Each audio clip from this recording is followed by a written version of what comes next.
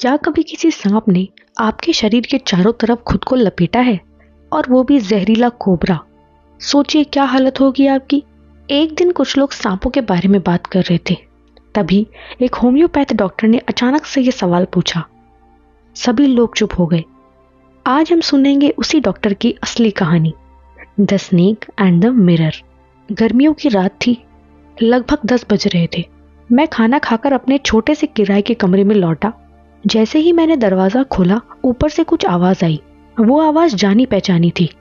असल में उस कमरे में चूहे भी रहते थे। ऐसा लगता था जैसे मैं और चूहे रूममेट हों। कमरे में बिजली नहीं थी। मैंने माचिस निकाली और मिट्टी के तेल वाला लैंप जलाया। वो एक छोटा सा किराए का कमरा था। मैंने अभी अभी अपनी मेडिकल की प्रैक्टिस शुरू की ही थी। कमाई भी बहुत कम थी। मेरे सूटकेस में सिर्फ 60 रुपए थे। कुछ शर्ट और धोती थी और एक काला कोट जो मैंने उस समय पहन रखा था। मेरी जिंदगी बहुत सिंपल थी, लेकिन मुझे बिल्कुल अंदाजा नहीं था कि उस रात मेरी जिंदगी का सबसे डरावना अनुभव मेरा इंतजार कर रहा है। मैंने अपना काला कोट उतारा, फिर सफेद शर्ट और अपनी थोड़ी सी गंदी बनियान भी, फिर उन्हें दीवार पर टांग दिया। कमरे की दोनों खिड़कियां खोल दी ताकि थोड़ी हवा आ सके। मेरा कमरा बाहर की तरफ ही था। एक दीवार खुले आंगन की ओर थी, छत टाइलों की बनी हुई थी और लकड़ी की लंबी बल्लियों पर टिकी हुई थी। ऊपर की लकड़ी की बल्लियों पर चूहों का आना जाना लगा रहता था। उनकी आवाज मेरे लिए अब आम बात थी। मैंने अपना बिस्तर लगाया और दीवार के पास खींचकर रख दिया। लेट गया, लेकिन नींद ही नहीं आ रही थी। मैं उठकर बरामदे में चला गया थोड़ी हवा लेने। उस रात तो जैसे हवा देवता छुट्टी पर थे, जरा सी भी हवा नहीं चल रही थी। मैं वापस कमरे में आया और कुर्सी पर बैठ गया। मैंने मेज के नीचे रखे बक्से से किताब निकाली, मैटीरिया मेडिका। मेज पर लैंप जल रहा था। उसके पास एक बड़ा आईना रखा था। जब पास में आईना हो तो खुद को देखने का मन तो करता ही है। मैंने आईने में देखा। उन दिनों में अपनी सुंदरता का बड़ा दीवाना था। मैं अनमैरिड था और एक डॉक्टर भी। मुझे लगता था कि मुझे सबसे अलग दिखना चाहिए। मैंने कंघी उठाई और बालों में फेरने लगा। बालों की मांग सीधी और साफ थी। खुद को और स्मार्ट बनाने की कोशिश कर रहा था। मैं सोच रहा था एक दिन मैं अमीर बनूंगा, एक सुंदर और अमीर लड़की से शादी करूंगा। तभी फिर से ऊपर से आवाज आई। इस बार आवाज थोड़ी अलग थी और मुझे बिल्कुल अंदाजा नहीं था कि कुछ ही पलों में मेरी जिंदगी बदलने वाली है। मैंने आईने में अपने चेहरे को ध्यान से देखा।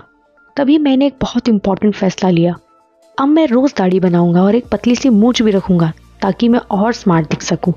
आखिर मैं अनमैरिड हूं और एक डॉक्टर भी। मैंने आईने में देखकर मुस्कुराया। मेरी मुस्कान सच में बहुत सुंदर थी। तभी मैंने एक और बड़ा फैसला लिया। अब से मैं हमेशा अपने चेहरे पर एक प्यारी सी मुस्कान रखूंगा ताकि मैं और हैंडसम लग सकूं। तभी फिर से ऊपर से आवाज आई। मैं उठकर कमरे में इधर उधर टहलने लगा। अचानक मेरे मन में एक और ख्याल आया। मैं शादी करूंगा। मैं एक महिला डॉक्टर से शादी करूंगा, जिसके पास बहुत सारा पैसा होगा और अच्छी खासी मेडिकल प्रैक्टिस भी। लेकिन एक शर्त है, वो थोड़ी मोटी होनी चाहिए, क्योंकि अगर कभी मुझसे कोई गलती हो जाए और मुझे भागना पड़े तो वो मेरे पीछे दौड़कर मुझे पकड़ ना सके। मैं फिर से कुर्सी पर बैठ गया। अब ऊपर से कोई आवाज नहीं आ रही थी। अचानक एक हल्की सी धप की आवाज आई, जैसे कोई रबड़ की पाइप जमीन पर गिरी हो। मैंने सोचा कोई खास बात नहीं है, फिर भी मैंने पीछे मुड़कर देखने का सोचा। लेकिन जैसे ही मैं मुड़ा, उसी पल एक मोटा सांप कुर्सी के पीछे से लहराता हुआ मेरे कंधे पर आ गिरा। सांप का मेरे ऊपर गिरना और मेरा मुड़ना दोनों ही एक समय पर हुआ, और उसी पल मेरी सारी मुस्कान, सारे सपने, सब कुछ गायब हो गया। मैं न तो उछला, न कांपा और न चीखा। सच कहूं तो मेरे पास ऐसा कुछ करने का समय ही नहीं था। वो सांप धीरे धीरे मेरे कंधे पर सरकता हुआ आया। उसका फन फैला हुआ था और उसका सिर मेरे चेहरे से सिर्फ 3-4 इंच दूर था। अगर मैं कहूं कि मैं बस सांस रोककर बैठा था तो ये बात सच नहीं होगी। मैं तो जैसे पत्थर बन गया था। लेकिन मेरा दिमाग बहुत तेजी से काम कर रहा था। दरवाजा अंधेरे में खुलता था। कमरे के चारों तरफ घना अंधेरा था। सिर्फ लैंप की हल्की रोशनी में मैं एक इंसान नहीं बल्कि पत्थर की मूर्ति जैसा बैठा था। उस पल मुझे ऐसा लगा जैसे भगवान वहीं थे। मैं सोचने लगा, अगर मैंने कुछ गलत कहा और उन्हें पसंद नहीं आया तो? मैंने मन में सोचा कि अपने दिल के पास बड़े चमकते अक्षरों में लिख दूं, हे भगवान। मेरी लेफ्ट आर्म में दर्द हो रहा था। ऐसा लग रहा था जैसे कोई भारी लोहे की रॉड, नहीं, जैसे आग की तपती हुई रॉड मेरी आर्म को धीरे धीरे लेकिन जोर से दबा रही हो। मेरी आर्म की सारी ताकत खत्म होती जा रही थी। मैं क्या कर सकता था? अगर मैं जरा सा भी हिलता तो सांप मुझे काट लेता। मौत मुझसे सिर्फ 4 इंच दूर थी। मैं सोचने लगा, अगर इसने मुझे काट लिया तो मैं कौन सी दवा लूंगा। लेकिन कमरे में कोई दवा भी नहीं थी। उस पल मुझे लगा मैं कितना गरीब, बेवकूफ और लापरवाह डॉक्टर हूँ। मैं कुछ देर के लिए अपना डर भूल गया और खुद पर हंसने लगा। ऐसा लगा जैसे भगवान को भी मेरी ये हालत पसंद आ गई हो। सांप ने अपना सर घुमाया और आईने की तरफ देखने लगा। उसने आईने में अपनी परछाई देखी। मैं ये दावा नहीं कर सकता कि वो पहला सांप था जिसने खुद को आईने में देखा हो, लेकिन इतना पक्का कह सकता हूँ कि वो सच में आईने में देख रहा था। क्या वो खुद को निहार रहा था या सोच रहा था कि उसे भी पतली मूंछ रखनी चाहिए, या आंखों में काजल लगाना चाहिए, या माथे पर बिंदी लगानी चाहिए। मुझे तो ये भी नहीं पता कि वो सांप मेल था या फीमेल, और अब तो मैं कभी जान भी नहीं पाऊंगा। अचानक सांप ने मेरी आर्म से खुद को खोल लिया। धीरे धीरे मेरी गोद में आया, फिर मेज पर चढ़ गया और आईने की तरफ बढ़ने लगा। शायद वो अपनी परछाई को और पास से देखना चाहता था। अब मैं पत्थर की मूर्ति नहीं था, मैं फिर से एक जिंदा इंसान बन गया था।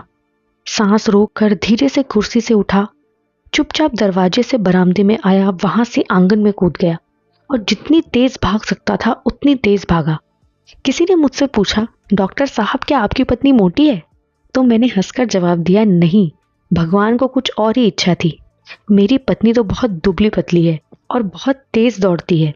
फिर किसी ने पूछा, डॉक्टर जब आप भागे तो क्या सांप आपके पीछे आया?